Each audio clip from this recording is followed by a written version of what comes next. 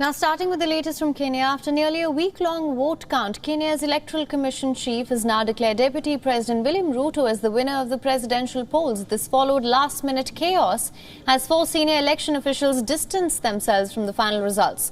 The 4 of the 7 electoral commissioners told journalists on Monday that they could not support the opaque nature of the final phase of the vote verification process and thus cannot take ownership of the results.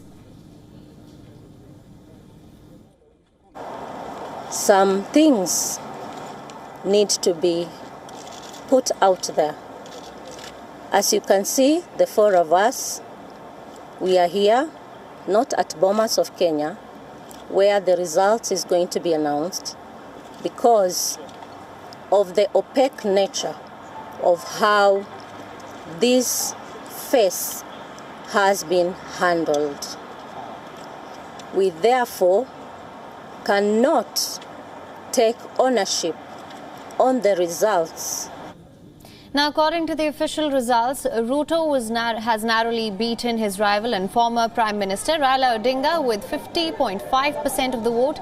The 77-year-old former Prime Minister, who got 48.8% of the vote, was running for the first time for the post for the 5th time. Ruto, in his acceptance speech, also thanked the Kenyan voters for their support, told the opposition that there is no room for vengeance in his government.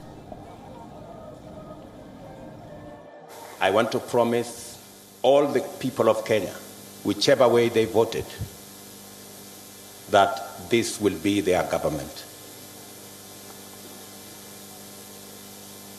I know many are wondering, especially those who have done many things against us. I want to tell them that they have nothing to fear. There is no room. There is nothing. There is no room for vengeance. There is no room for looking back. We are looking into the future. I am acutely aware that our country is at a stage where we need all hands on deck. And as news of Ruto's win spread in Raila Odinga's stronghold of Kisumu, large number of protesters came to the streets of the lakeside city to denounce the results. Protesters hurled stones, burnt tires, they blocked roads. Police had to fire tear gas to disperse the protesters. Odinga's supporters also entered the restricted area near the Election Commission on Monday, accusing electoral officers of tampering with the vote.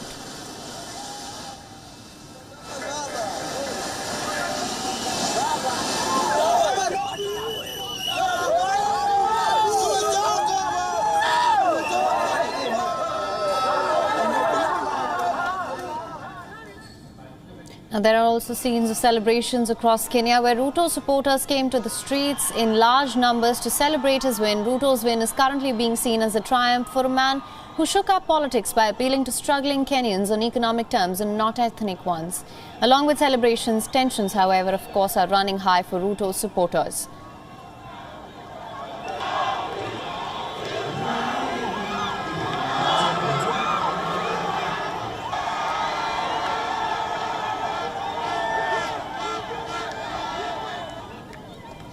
This because Odinga's campaign can now challenge the results in the Supreme Court as it did successfully in 2017. The court declared the 2017 vote invalid over claims of voter fraud.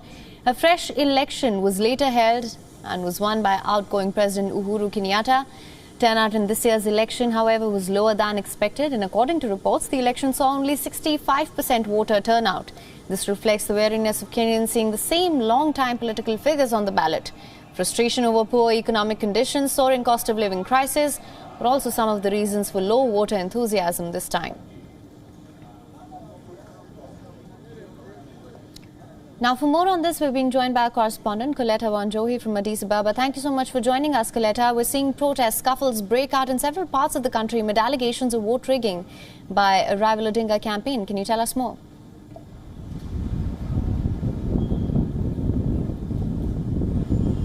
Yeah, that's what happened yesterday, most part of the evening in some areas, especially strongholds of the Azimio party, that the Azimio coalition that former Prime Minister Raila Odinga leads. I mean, we saw some level of disappointment, some level of protest, people burning tires in some areas, but by the end of the night, that had been cleared because security has been deployed in many parts of the country. So it was a show of protest, a show of disappointment, which is understandable because the violence bit maybe not, but the disappointment maybe, because if you look at the votes, Mr. Odinga garnered close to half of of the number of people who voted. So an explanation of that. But today, as we're speaking, in most parts of the country, work is trying to resume despite a thick feeling of disappointment in his strongholds.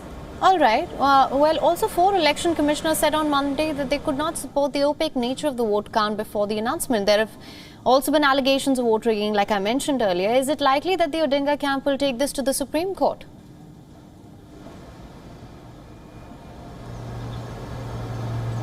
Yes, at the moment, I mean, that's looking at it at its infancy right now. We are looking at a situation whereby his team is highly likely to go to court.